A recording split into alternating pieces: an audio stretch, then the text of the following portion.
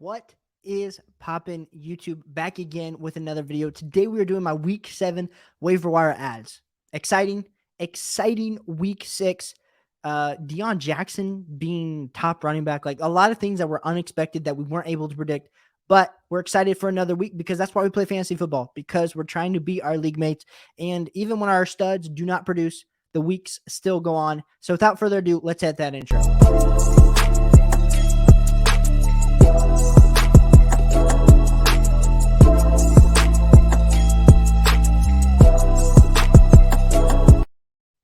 And let me just say this. If you like the content that I'm producing, if you like seeing these videos, hit that like button, hit that sub button if you are just new to the channel. We go live, we answer all your questions. We're trying to make you win your fantasy football leagues because let's be honest here, there's still a lot of the season left, half of the regular season left. Even if you somehow are 1-5, there's still a shot that you can make it to the playoffs if somehow you win all the rest of your games. And maybe that's impossible, but not if you follow this channel. So I appreciate you guys for tuning in. So my week 1 or my waiver wire ad for quarterback this week is going to be Ryan Tannehill. Now, I know what you're saying. Ryan Tannehill, he's coming off the bye.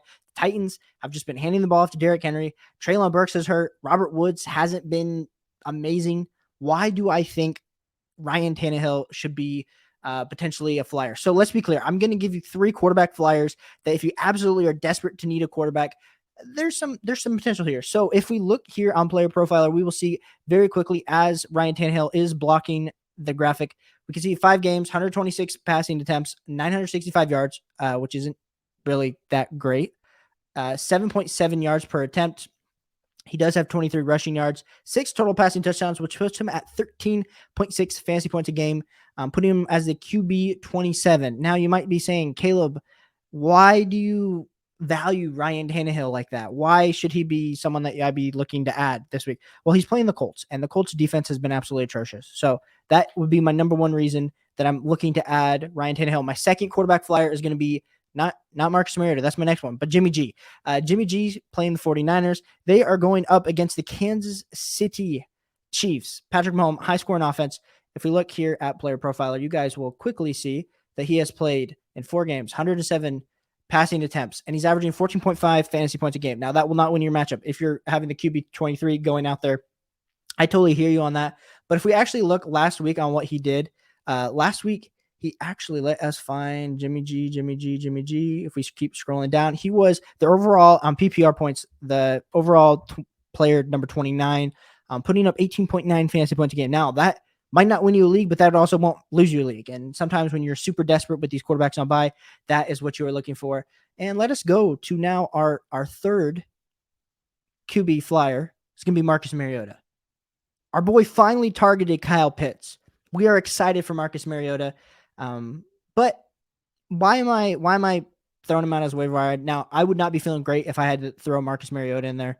I hear you on that. But we're just going to quickly look. Player Profiler, 5 games, 123 passing attempts, 4 total passing touchdowns. He's averaging 14.9 fantasy points per game, which puts him as QB 22. He does have that rushing upside. This week, Mariota is going up against Cincinnati. They're going to have to score points to stay relevant. And so that is why I am banking on Marcus Mariota this week. And not banking on him, like not banking. Like he's probably my QB 22. But with buys and with everything like that, you're going to need to fill in. And Marcus Mariota does have that upside. Do you like the little arm that's sticking out? Yeah, that bad graphic work by your boy. So we just got through quarterbacks. Now we're going to go to running backs. I'll be completely honest with you. This week is brutal. Like waiver wires, I don't feel really good about this week. Now, every week I kind of been saying that. It just doesn't feel like there's like a very clear stud. But this man, Kenyon Drake, performed like a stud this week. Subbing in for J.K. Dobbins, Kenyon Drake put on an absolute show. Now, he was the overall player 24, he put up 19.7 fantasy points per game in PPR scoring, which is really impressive. But how is that going to compare, this week? I don't know. I really don't know. I don't know how it's going to compare other than the fact that Kenyon Drake is the lead running back for the Baltimore Ravens. And we know Mark Andrews has been really solid. Devin Duvernay has been And so Lamar Jackson has been playing at an MVP like level. The last 2 weeks have kind of been down weeks. But Kenyon Drake all the potential in the world. So if you need an RB2, you need a fill in with all these buys happening, Kenny Drake might be your man. And I'm sorry, if you don't have the top waiver priority, you might have to unload a few weeks of like a lot of fab to get him if you're playing in a fab free agent bidding league. I'm just a little bit worried about you're going to be spending all this and he might only have one more week of production. That's going to be elite for you. But like I said, this is a rough waiver wire. So if you're looking to you win on the waiver wire, but it's a rough waiver wire week for sure. My wide receiver 1 target is going to be Alec Pierce. Now, I don't know if you're going to be able to get Alec Pierce. Alec Pierce has been emerging the last few weeks. If we take a look here at Player Profiler, we will quickly see he's played 4 games, 22 targets, 15 receptions, 222 yards, 248 air yards, but averaging 9.3 fantasy points per game. Now, granted, they just really started getting him going. And let us quickly find how many points he had. Not that Alec. It's the other Alec. Yep, Alec Pierce. So he was overall 68 this week with 13.5 fantasy points per game. Now, granted, Michael Pittman got a ton of targets. Paris Campbell actually emerged for all of us that have been waiting for Paris Campbell taking late round flyer shots on him like the last 2 years. It was good to see the man get some run.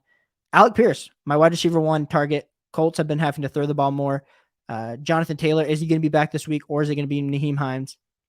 All to still be determined. My wide receiver number 2 add for waiver wire is going to be Wan'Dale Robinson. Now, I do know that the Giants offense is absolutely atrocious. Like, there's no reason that we're super excited about him. Wan'Dale Robinson was the overall 78th best player this week, averaging or putting up 12.7 fantasy points per game in PPR scoring. The thing is, who else is there to throw to? I mean, we got Saquon or nothing else. So Wan'Dale Robinson's going to need to step up. Wan'Dale Robinson could be what Kenny G was paid to be. And so that's what we're thinking as we're looking for some. If you absolutely need wide receiver help, Hollywood Brown looks like he's going to be out the rest of the year. So you might need to be targeting some of these wide receivers that have the potential upside to be a wide receiver too. And I think Wan'Dale Robinson definitely has that over the coming weeks if Daniel Jones can get his act together. My wide receiver 3 target is going to be Jameson Williams, Detroit Lions, baby. And we love us some JMO. I just traded for JMO in one of my dynasty leagues. Felt super good. But for redraft purposes, we're also super excited for JMO. He's coming into an offense that has been super efficient, and Amon-Ra St. Brown has been out. So he's going to be coming back. And what's the production going to be like? Is he going to be the burner? A lot of us do not remember the fact that Odell Beckham Jr., when he had that super impressive rookie year, he was out the first 5 or 6 weeks and then came back and was on an absolute tear and won people their fantasy football leagues. JMO could have that same type of upside on this Lions offense. So I think we need to be really excited for JMO. Now, there's a good chance that someone on your league has already grabbed JMO and is holding them because they think, oh, there's this really high boom potential. Of course, there's a high bust potential as well. But if JMO's there, go try to target him. Like I said, I'd probably prefer Alec Pierce over JMO at this point.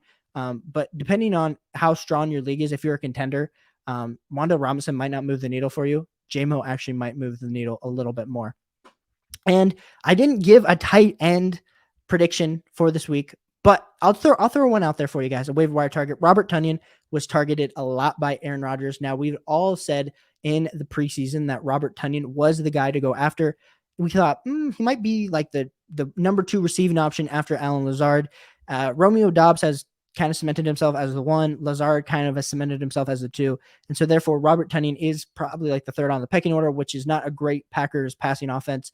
I actually saw the day people were calling for Jordan Love to start. I do not think that's going to happen, but Robert Tonyan does have some tight end of value when you're looking at this tight end landscape that is absolutely atrocious outside of Mark Andrews and Travis Kelce. Kyle Pitts, we're begging you to perform, but Robert Tonyan might be a good tight end target if you need one.